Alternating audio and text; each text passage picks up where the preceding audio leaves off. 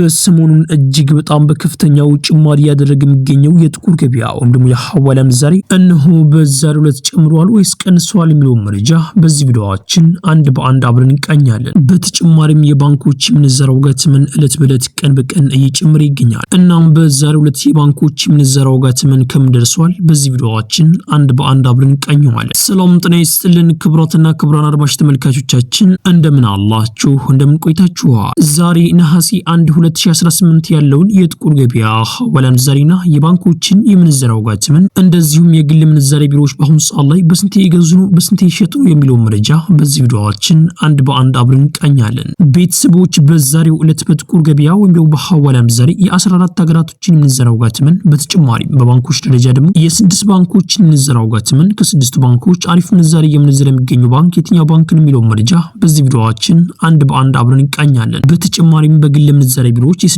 ሀገራቶች የምንዛሬ ዋጋ ተመን በዛሬው ዕለት ጨምሯል ወይስ ቀንሷል የሚለው መረጃ በዚህ ቪዲዮአችን አንድ በአንድ አብረን እንመለከታለን። በዚህ ሳምንት እጅግ በጣም ከፍተኛ ለውጥ እያሳየ የሚገኘው የጥቁር ገበያ ወይም ደግሞ የሐዋላ ምንዛሬ በአጠቃላይ የኢትዮጵያ ምንዛሬ በዚህ ሳምንት እጅግ በጣም ከፍተኛ ለውጥ እያሳየ ይገኛል። የኢትዮጵያ ምንዛሬ እጅግ በጣም በከፍተኛው በአሁኑ ሰዓት ላይ ጭማሪ ላይ ነው ያለው። ከዚህም በኋላ የጥቁር ገበያ ወይም ደግሞ የሐዋላ ምንዛሬና የባንኮችን የምንዛሬ ዋጋ ተመን እንደዚሁም የግል ምንዛሬ ቢሮዎች አሁን ካሉበት ዋጋ በቅርብ እጅግ በጣም ከፍተኛ ለውጥ ያሳያሉ ወይም ደግሞ ጭማሪ ያሳያሉ እየተባሉ ይገኛል። ይህ የሚሆንበት ምክንያት የጥቁር ገበያ ወይም ደግሞ የሐዋላ ምንዛሬ ለማዳከም የኢትዮጵያ ብሔራዊ ባንክ ለባንኮች የዶላር ጨረታ ሊያደርግ እንደሆነ የሚታወቃል። ይህ የሚደረገው እንግዲህ በቅርብ ታህሳስ 7 እንደሚደረግም ተገልጿል።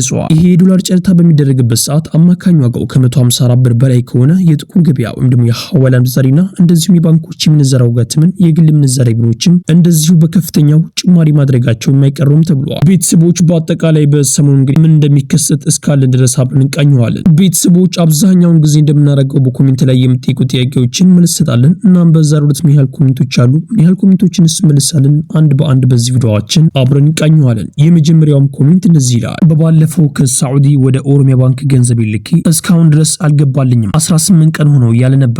ነገር ግን አሁንም አዲስ ኮሜንት ጽፏል። እሱ ምንድነው አብረን እንቃኘዋለን። በሳዑዲ ውስጥ በዋር አልፋ ሚል ባንክ ቤት አለ መሰለኝ እንደዛ ነው የሚለው። ከዛ ነው ገንዘቤን ወደ ኢትዮጵያ ባንኮች ወይም ደግሞ ወደ ኦሮሚያ ባንክ ገንዘቤን ይላኩትና የኦሮሚያ ባንክን ስጠይቀው ገንዘቡ አልገባም እያለኝ ይገኛል። እንደዚህም ደግሞ ሳዑዲ ውስጥ የሚገኙን ባንክ ደግሞ ስጠይቀው ገንዘቡ ገብቷል እያለኝ ይገኛል። ምን ላድርግ ብሎ ጠይቀዋል። ምን መሰላችሁትና ወንድሞቼ ወደ ኦሮሚያ ባንክ ገንዘባችሁን በዚህ ሰዓት ባትልኩ የተሻለ ነው። በኦሮሚያ ባንክ እኔም እንደዚህ እንዳጋጠመኝ ነግሬያችኋለሁ። ወደ 18 ቀን ጠብቄ ነው እንግዲህ ወደ አካውንቴ ወይም ደግሞ በውጭ የሚገኘው አካውንት ላይ የገባው ማለት ነው እንጂ ወደ ኦሮሚያ ባንክ አካውንት ያልገባው። እናም በአጠቃላይ በሰሞኑን የኦሮሚያ ባንክ በዚህ ጉዳይ ላይ ችግር እንዳለበት እየተመለከትን እንገኛለን።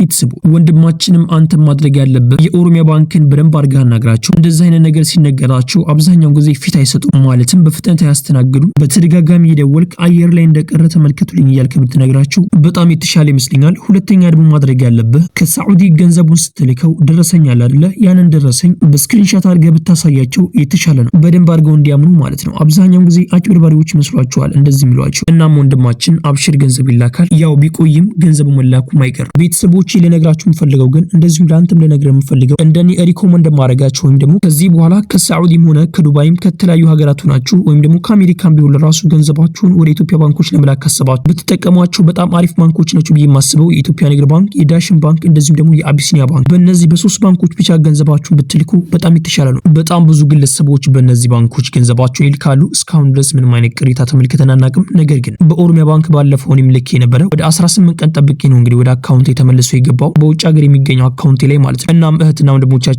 ከተለያዩ ሀገራት ሆናችሁ ገንዘባችሁ ስትልኩ እነዚህ ሶስት ባንኮችን ብትጠቀሙ የተሻለ ነው ብዬ አስባለሁ። ቀጣይኛው ኮሜንት እንደዚህ ይላል። ከኪዩት እንዴት አድርገን ነው ወደ ኢትዮጵያ ባንኮች ገንዘባችንን መላክ የምንችለው ብሎ ጠይቀዋል። ምን መሰላችሁትና ወንድሞቼ ይህንን በተደጋጋሚ በትናንትናው ዕለትም እንደዚህም ደግሞ በባለፈው ነግሬያችኋለሁ። ሁሉም ሀገራት ያላችሁትና ወንድሞቻችን የዶላር አካውንት ከፍታችሁ በኋላ ይህን የዶላር አካውንት ወደ ሌላ ሀገራት ገንዘብ ለማንቀሳቀስ ፈልጋሉና ማስተር ካርድ ስጡ ብላችሁ ባንኮችን ጠይቃላችሁ። እነሱም ይሰጧችኋል። ከዛ በኋላ እናንተ ፋስት ፔይ ወይም ደግሞ ካሽ የሚባለውን አፕሊኬሽን ከፕሌይ ስቶር ወይም ደግሞ ከአፕ ስቶር ላይ ታወርዱና እንደኔ መክራችሁ ፋስት ፔይ ብታወርዱ በጣም አሪፍ ነው። ምክንያቱም በጣም አሪፍ ምንዛሬ ስላለው። እናም ቤተሰቦች ማስተር ካርዳችሁን ከፋስት ፔይ ጋር ኮኔክት አድርጉታላችሁ። አፕሊኬሽኑ እንዴት እንደሚከፈት በጣም ቀላል ነገር ስለሆነ ሞክሩት። ከከበዳችሁ በኮሜንት ላይ ነገሩኝ፣ እኔ ቪዲዮ ሰራላችኋለሁ። እንዴት አድርጋችሁም ኮኔክት እንደምታደርጉት እኔ ቪዲዮ ሰራላችኋለሁ፣ ችግር የለውም። እና ማስተር ካርዳችሁን ኮኔክት ካደረጋችሁት በኋላ የፈለጋችሁትን አማውንት ገንዘባችሁን ወደ ኢትዮጵያ መላክ ትችላላችሁ ማለት ነው። ወደ ፈለጋችሁበት ባንክ የፈለጋችሁትን ያክል አማውንት ማለት ነው በደንብ አድርጋችሁ ጉርሻ ታገኛላችሁ። ሁለተኛ ደግሞ ወደ አካውንታችሁ ገንዘቡ በሰከንድ ውስጥ ነው የሚገባው። እናም በጣም ፈጣን የሆነ ትራንዛክሽን አላችሁ ማለት ነው። እናም ቤተሰቦች እንደዚህ አድርጋችሁ ገንዘባችሁን ከተለያዩ ሀገራት ያላችሁትና ወንድሞቻችን በዚህ መንገድ ገንዘባችሁ መላክ ትችላላችሁ። ቤተሰቦች ይሄ ቪዲዮ ሌላ ኢትዮጵያ ወገኖቻችን ይጠቅማል ብላችሁ ከሰባችሁ ይሄን ቪዲዮ ሼር አድርጉላቸው። እንደዚሁም ደግሞ ቪዲዮ ላይክ ማድረግ ሌላ ኢትዮጵያ ወገኖቻችን ጋር ተደራሽ ደግሞ ማድረግ ትችላላችሁ። ቻናላችንን ሰብስክራይብ በማድረግ ደግሞ ቀጣይ የምለቃችሁ ቪዲዮዎች በፍጥነት እንድርሳችሁ ማድረግ ትችላላችሁ። ያላችሁ ደግሞ አስተያየት በኮሜንት ላይ ጻፉልኝ። ጥያቄም ካላችሁ በኮሜንት ላይ አሳውቁ። የምናውቀው ከሆነንም እንደስላችኋለን። ቤተሰቦች ቪዲዮ ላይክ ያድርጋችሁ እስከ ቪዲዮ መጨረሻ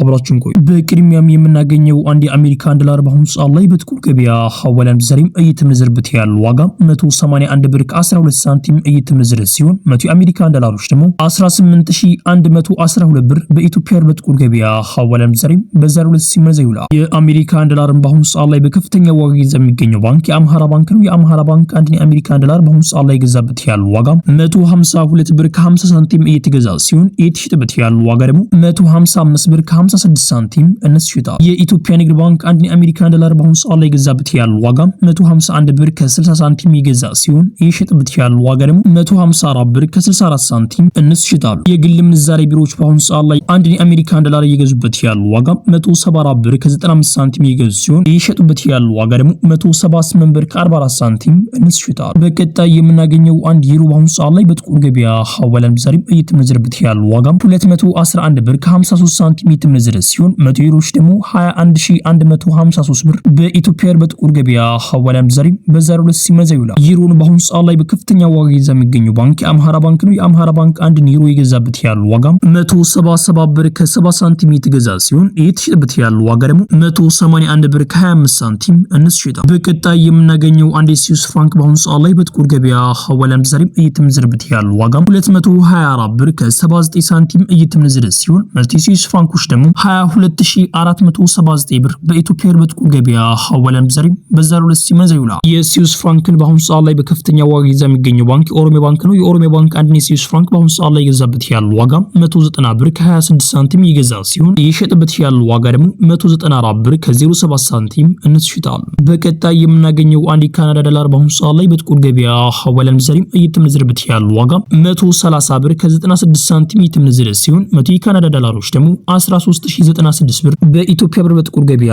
ሐዋላም ዛሬም በዛሬው ዕለት ሲመነዘር ይውላል። የካናዳ ዶላርን በአሁኑ ሰዓት ላይ በከፍተኛ ዋጋ ይዞ የሚገኘው ባንክ የአዋሽ ባንክ ነው። የአዋሽ ባንክ አንድ የካናዳ ዶላር በአሁኑ ሰዓት ላይ የገዛበት ያለው ዋጋ 108 ብር ከ69 ሳንቲም እየተገዛ ሲሆን የተሸጠበት ያለው ዋጋ ደግሞ 110 ብር ከ87 ሳንቲም እነሱ ይሸጣሉ። በቀጣይ የምናገኘው አንድ ኪዩቲ ዲናር በአሁኑ ሰዓት ላይ በጥቁር ገበያ ሐዋላም ዛሬም እየተመነዘረበት ያለው ዋጋ 590 ብር ከ43 ሳንቲም እየተመነዘረ ሲሆን 100 የኪዩቲ ዲናሮች ደግሞ 59043 ብር በኢትዮጵያ በጥቁር ገበያ ሐዋላም ዛሬም በዛሬው ዕለት ሲመነዘር ይውላል። የኪዩቲ ዲናርን በአሁኑ ሰዓት ላይ በከፍተኛ ዋጋ የሚገኘው ባንክ ኦሮሚያ ባንክ ነው። የኦሮሚያ ባንክ አንድ ኪዩቲ ዲናር በአሁኑ ሰዓት ላይ የገዛበት ያለው ዋጋ 496 ብር ከ32 ሳንቲም ይገዛ ሲሆን የሸጠበት ያለው ዋጋ ደግሞ 506 ብር ከ25 ሳንቲም እነሱ ይሸጣሉ። በቀጣይ የምናገኘው አንድ ዱባይ ድርሃም በአሁኑ ሰዓት ላይ በጥቁር ገበያ ሐዋላም ዛሬም እየተመነዘረበት ያለው ዋጋ 49 ብር ከ31 ሳንቲም እየተመነዘረ ሲሆን 100 የዱባይ ድርሃሞች ደግሞ 4931 ብር በኢትዮጵያ በጥቁር ገበያ ሐዋላም ዛሬም በዛሬው ዕለት ሲመነዘር ይውላል። የዱባይ ድርሃምን በአሁኑ ሰዓት ላይ በከፍተኛ ዋጋ ይዞ የሚገኘው ባንክ የአዋሽ ባንክ ነው። የአዋሽ ባንክ አንድ የዱባይ ድርሃም የገዛበት ያለው ዋጋ 43 ብር ከ92 ሳንቲም የተገዛ ሲሆን የተሸጠበት ያለው ዋጋ ደግሞ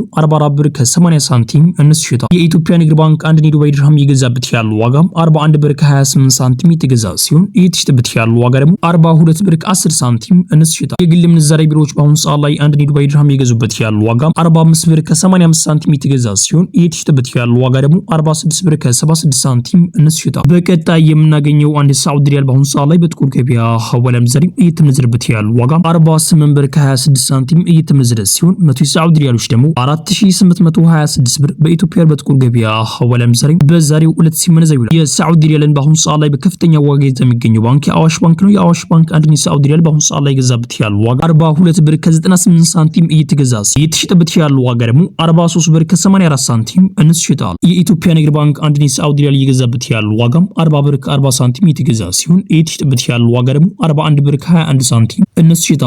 የግል ምንዛሬ ቢሮዎች በአሁኑ ሰዓት ላይ አንድ የሳዑዲ ሪያል እየገዙበት ያለው ዋጋ 45 ብር ከ55 ሳንቲም የተገዛ ሲሆን የተሸጠበት ያለው ዋጋ ደግሞ 46 ብር ከ46 ሳንቲም እነሱ ይሸጣሉ። በቀጣይ የምናገኘው አንድ ኦማን ሪያል በአሁኑ ሰዓት ላይ በጥቁር ገበያ ሐዋላም ዛሬም እየተመነዘረበት ያለው ዋጋ 471 ብር ከ07 ሳንቲም እየተመነዘረ ሲሆን 100 የኦማን ሪያሎች ደግሞ 47170 ብር በኢትዮጵያ በጥቁር ገበያ ሐዋላ ምንዛሬ በዛሬው ዕለት ሲመነዘር ይውላል። በቀጣይ የምናገኘው አንድ ጆርዳን ዲናር በአሁኑ ሰዓት ላይ በጥቁር ገበያ ሐዋላ ምንዛሬ እየተመነዘረበት ያለው ዋጋም 255 ብር ከ64 ሳንቲም እየተመነዘረ ሲሆን 100 ጆርዳን ዲናሮች ደግሞ 25564 ብር በኢትዮጵያ በጥቁር ገበያ ሐዋላ ምንዛሬ በዛሬው ዕለት ሲመነዘር ይውላል። በቀጣይ የምናገኘው አንድ ባህሪን ዲናር በአሁኑ ሰዓት ላይ በጥቁር ገበያ ሐዋላ ምንዛሬ እየተመነዘረበት ያለው ዋጋም 480 ብር ከ78 ሳንቲም እየተመነዘረ ሲሆን 100 የባህሪን ዲናሮች ደግሞ 48078 ብር በኢትዮጵያ በጥቁር ገበያ ሐዋላ ምንዛሬ በዛሬው ዕለት ሲመነዘር ይውላል። በቀጣይ የምናገኘው አንድ እስራኤል ሽክል በአሁኑ ሰዓት ላይ በጥቁር ገበያ ሐዋላ ምንዛሬ እየተመነዘረበት ያለው ዋጋም 56 ብር ከ20 ሳንቲም እየተመነዘረ ሲሆን 100 እስራኤል ሽክሎች ደግሞ